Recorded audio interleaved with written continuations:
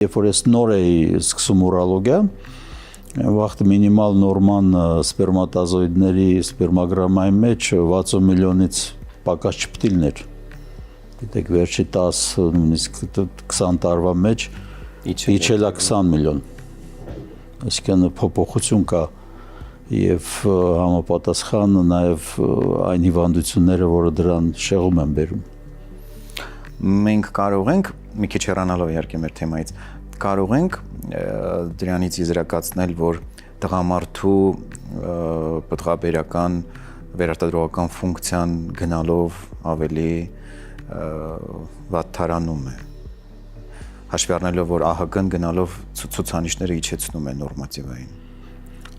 Երկկողմանի մաս կա, ցուցանիշը իջացրել են, այո, այն միգուցե սուպեր տղամարդիկ քիչ լինեն, որ մենք պացիենտներ ունենք, որ 400 միլիոնից ավել են սպերմատոզոիդների քանակը, բայց այո, պակասը իջել է, առավել եւս երբ մենք գալիս են 20-ից 30 տարեկան տղամարդիկ, որոնք ակտիվ պտղաբերական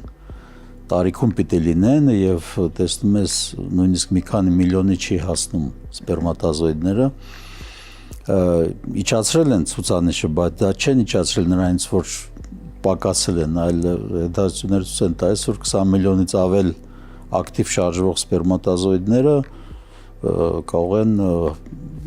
հղիացնել կանանց եւ դա բավական է, որ